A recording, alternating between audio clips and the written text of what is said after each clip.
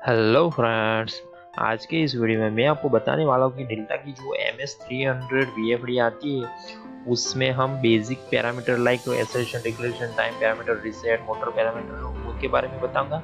And उसका control terminal wiring मतलब यहाँ पर टर्मिनल पर हम पोटेंशियोमीटर का कनेक्शन या कोई स्टार्ट स्टॉप पुश बटन का कनेक्शन या कोई सिलेक्टर स्विच का कनेक्शन वो कैसे करते हैं वो मैं आपको आज इस वीडियो में बताऊंगा। ठीक है, तो चलिए अभी स्टार्ट करते हैं।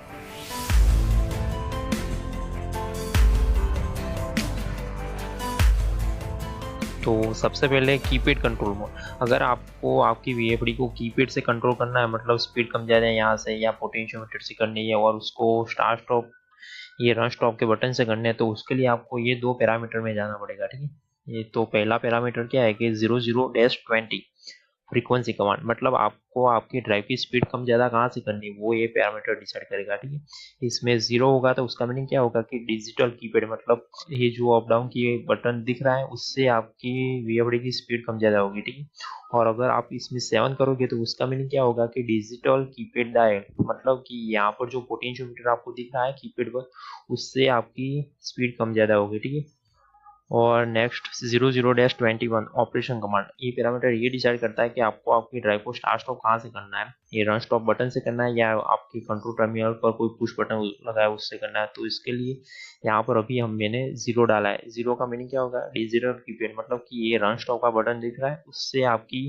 VFD स्टार्ट स्टॉप होगी। ठीक है, और आपको ये पैरामीटर में एंटर करने के लिए सबसे पहले एंटर प्रेस करेंगे तो यहाँ पर 00 आ जाएगा। ठीक है, बाद में फिर से एंटर करेंगे तो ये 00 फिर से आएगा और इसको अप डाउन करके आप पैरामीटर चेंजेस कर सकते हो। ठीक है, तो ये हो गया हमारा कीपैड कंट्रोल मोड।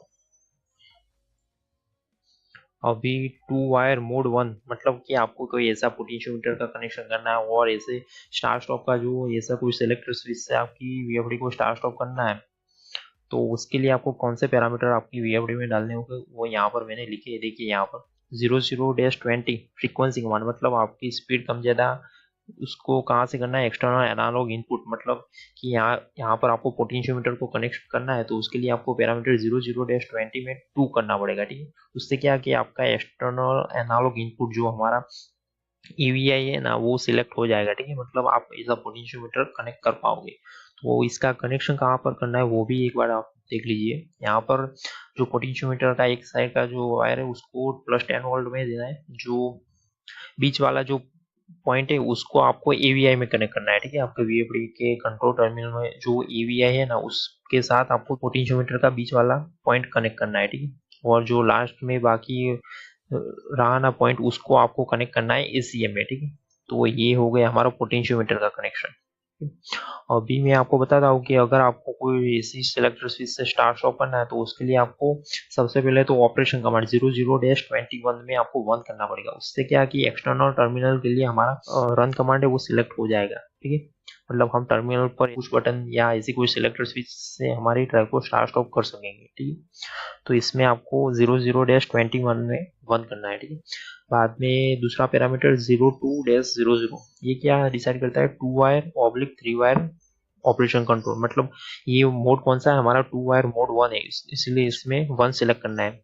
उससे क्या होगा कि हम इससे सिलेक्टर स्विच का कनेक्शन कर पाएंगे। ठीक है, तो इसके लिए आपको 02-00 में 1 करना है। तो इसका कनेक्शन कैसे करते हैं वो एक बार आप देख लीजिए। यहाँ पर DCM जो हमारा कॉमन है उसमें से एक वायर आ रहा है उसको रिवर्स के जो सिलेक्टर स्विच है उसमें लगाना है, फॉरवर्ड की सिलेक्टर स्विच है उसमें भी लगाना है। ठीक है, और बाद में जो रिवर्स की सिलेक्टर स्विच में से जो दूसरा वायर निकल रहा है उसको MI2 में देना है और जो फॉरवर्ड की सिलेक्टर स्विच में से दूसरा वायर निकल रहा है उसको MI1 में देना है। ठीक है, अगर आपको रिवर्स की सिलेक्टर स्विच की जरूरत है तो आप लगा सकते हैं वरना इसको नहीं लगाएंगे तो भी चलेगा। ठीक है, इससे क्या आपकी मोटर स्टार्ट स्टॉप होगी, एक सिलेक्टेड स्विच होगी तो उससे। अभी नेक्स्ट मैं आपको बताता हूँ 2 वायर मोड 2। इसमें भी मैंने पोटेंशियोमीटर कनेक्ट किया है। उसके लिए मैंने पहले तो 00-20 में 2 डाल दिया है। ठीक है, जैसे आपको आगे बताया था, और नेक्स्ट 00-21 में भी 1 डाला है क्योंकि ये ऑपरेशन कमांड हमारा टर्मिनल मोड पर है उसके लिए। और 02-00 इसमें 2 डाला है। 2 का मीनिंग क्या होगा, 2 वायर मोड 2।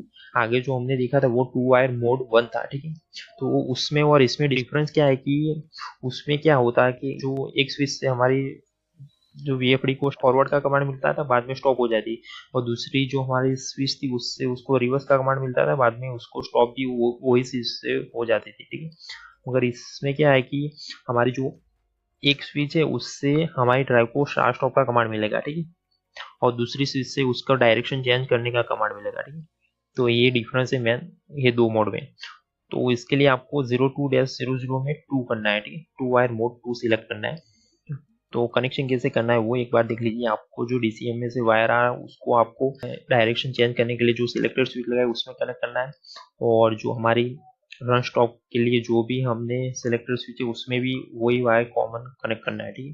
जो रन स्टॉप की जो सिलेक्टर स्विच है उसमें से जो दूसरा वायर आ रहा है उसको हमने MI1 में देना है, ठीक है, और जो हमारी डायरेक्शन चेंज करने वाली स्विच में से जो दूसरा वायर आ रहा है उसको हमें MI2 में देना है।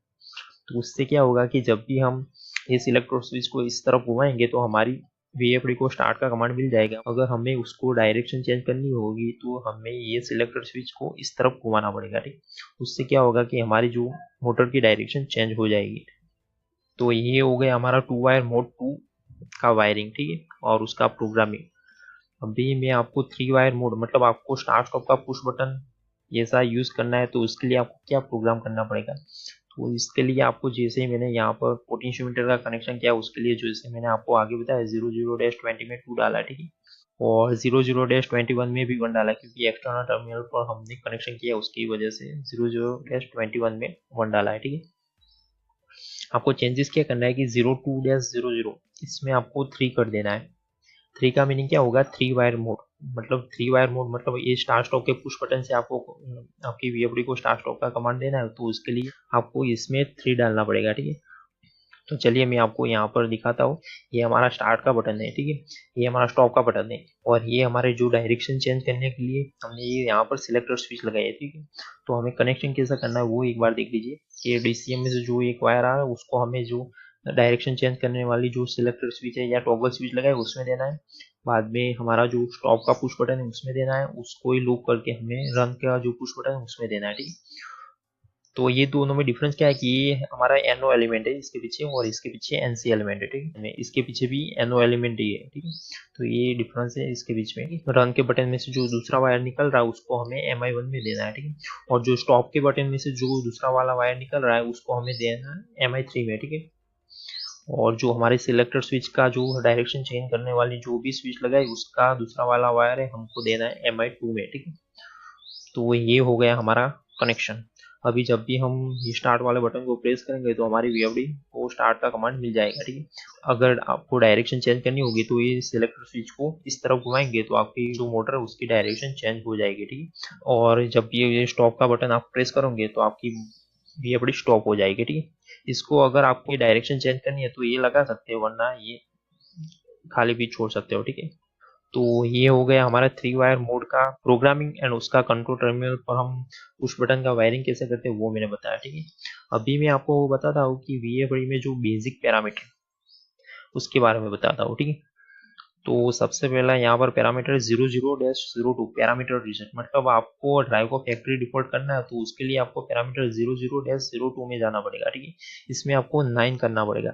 9 करने से क्या होगा कि आपकी जो वीएफडी है वो फैक्ट्री डिफॉल्ट हो जाएगी, ठीक है, मतलब आप रीसेट हो जाएगी, और वो 50 हर्ट्ज से रीसेट होगी, मतलब आपकी जो maximum frequency and motor frequency है वो दोनों भी 50 हर्ट्ज आ जाएगी, ठीक है। अगर आपको इसमें 60 हर्ट्ज पर रीसेट करना है तो इसमें आपको 10 डालना होगा, ठीक है। उससे क्या कि आपकी जो वीएफडी है वो 60 हर्ट्ज पर रीसेट हो जाएगी, मतलब आपकी maximum frequency and motor frequency दोनों 60 आ जाएगी, ठीक है। तो ये हो गया हमारा पैरामीटर रीसेट। अभी next parameter is 00-22 stop method, मतलब ये पैरामीटर ये डिसाइड करता है कि आपको आपकी मोटर को स्टॉप कैसे करना है। आपने जो यहाँ पर 0113 में डिक्लेरेशन टाइम डाला उसके हिसाब से स्टॉप करना है, या उसको फ्री रन टू स्टॉप करना है, मतलब कॉस्ट टू स्टॉप, तो उसके लिए यही पैरामीटर जिम्मेदार है, ठीक है। तो इसमें 0 होगा तो रैम टू स्टॉप, उसका मीनिंग क्या होगा कि आपने जो डिक्लेरेशन टाइम डाला उसके हिसाब से आपकी मोटर स्टॉप होगी, ठीक है। अगर 1 डाला होगा तो उसका मीनिंग क्या होगा, कॉस्ट टू स्टॉप, मतलब जैसे ही आपने अपनी वीएफडी को स्टॉप कर दिया तो आपकी मोटर में जो वोल्टेज आ रहा है वो डायरेक्टली 0 हो जाएगी। उससे क्या होगा कि आपकी मोटर घूमती रहेगी, और हैवी लोड होगा तो वो फास्ट स्टॉप हो जाएगी, और लाइट लोड होगा तो वो धीरे धीरे घूमती रहेगी, बाद में वो फ्रिक्शन के अनुसार स्टॉप हो। तो ये हो गया हमारा स्टॉपिंग मेथड। अभी next parameter is 01-00 maximum frequency of motor, मतलब आपको आपकी मोटर को मैक्सिमम कितनी स्पीड में चलानी है वो ये पैरामीटर डिसाइड करता है, ठीक है। अगर आपने इसमें 50 डाला होगा तो 50 multiply by 30 is equal to 1500 RPM पर आपकी मोटर घूमेगी। अगर आपको उससे ज्यादा आरपीएम पर आपकी मोटर को घुमानी है तो इसमें आप 60 करेंगे तो 1800, 60 cross 30 is equal to 1800 RPM पर आपकी मोटर घूमेगी, ठीक है। आप आपके एप्लीकेशन के हिसाब से इसमें फ्रीक्वेंसी सेट कर सकते हैं, मगर इसके साथ आपको ये जो फ्रीक्वेंसी 01-10 फ्रीक्वेंसी अपर लिमिट, इसमें भी आपको फ्रीक्वेंसी बढ़ानी पड़ेगी, क्योंकि ये हमारी जो वीएफडी है ना उसकी फ्रीक्वेंसी की अपर लिमिट है, ठीक है। तो आपको एक बार इसमें भी चेक करना है, इसमें आपने 60 की होगी और इसमें 50 होगी तो आपकी मोटर मैक्सिमम 50 की फ्रीक्वेंसी पर ही घूमेगी, ठीक है। तो इसके लिए आपको इसमें भी फ्रीक्वेंसी बढ़ानी पड़ेगी। नॉर्मली इसमें फैक्ट्री डिफॉल्ट 599.00 हर्ट्ज सेट होता है, ठीक है। Now next parameter is 01-01 motor frequency, मतलब आपकी मोटर की नेम प्लेट पर कितनी फ्रीक्वेंसी लिखी है वो ये पैरामीटर डालनी है, ठीक है। सिमिलरली मोटर वोल्टेज, मतलब आपकी मोटर की नेम प्लेट पर कितना वोल्टेज लिखा है वो ये पैरामीटर में डालना है, ठीक है। ये नेक्स्ट 01-10 फ्रीक्वेंसी अपर लिमिट, मैंने जो आपको पहले बताया था वही पैरामीटर, ठीक है। Frequency 01-11 frequency lower limit 0.00 hertz, मतलब आपको मोटर को मिनिमम कितनी स्पीड में चलानी है वो ये पैरामीटर डिसाइड करता है, ठीक है। अगर आपने इसमें 10 सेट किया होगा तो आपकी मोटर 10 हर्ट्ज से, मतलब 10 cross 30 is equal to 300 RPM से कम स्पीड में नहीं घूमेगी। जब भी आप उसको स्टार्ट का कमांड देंगे तो वो 300 आरपीएम पर स्टार्ट हो जाएगी, ठीक है। तो ये हो गया lower limit. Next 01-12 acceleration time, मतलब जो आपकी मोटर है वो 0 स्पीड से मैक्सिमम स्पीड में कितनी देर में जानी चाहिए वो ये पैरामीटर डिसाइड करता है, ठीक है। इसमें आप आपकी एप्लीकेशन के हिसाब से सेट कर सकते हो, डिफॉल्ट 10 सेकंड सेट होता है, ठीक है। सिमिलरली 01-13 डिक्लेरेशन टाइम, मतलब जब भी आप आपकी वीएफडी को स्टॉप कमांड देते हैं तो आपकी मोटर मैक्सिमम स्पीड से 0 स्पीड में कितनी देर में आनी चाहिए तो वो ये पैरामीटर डिसाइड करता है, ठीक है। तो इसमें डिफॉल्ट 10 सेकंड सेट होता है, आप आपकी एप्लीकेशन के हिसाब से इसमें टाइमिंग सेट कर सकते हो, ठीक है। एंड नेक्स्ट 05-01 मोटर करंट, मतलब आपकी मोटर की नेम प्लेट पर कितना एम्पीयर लिखा है वो आपको ये पैरामीटर में डालना है, ठीक है। सिमिलरली 05-02 मोटर पावर, मतलब आपकी मोटर की नेम प्लेट पर कितना किलोवाट एचपी लिखा है तो उसको आप किलोवाट में कन्वर्ट करके इसमें डाल देना, ठीक है। सो ठीक है फ्रेंड्स, ये हो गए हमारे जो MS300 के बेसिक पैरामीटर एंड उसका कंट्रोल टर्मिनल वायरिंग। अभी भी आपको इसमें कोई भी डाउट है तो आप बेझिझक मुझे नीचे कमेंट में लिख सकते हैं, मैं उसका आंसर जरूर दूंगा। और अगर आपको कोई अन्य वीएफडी के पैरामीटर या कनेक्शन में प्रॉब्लम है तो भी मुझे नीचे कमेंट में लिखिए, मैं उसका आंसर भी जरूर दूंगा।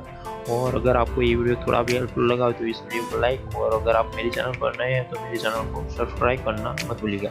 So thank you friends for watching this video and have a nice day.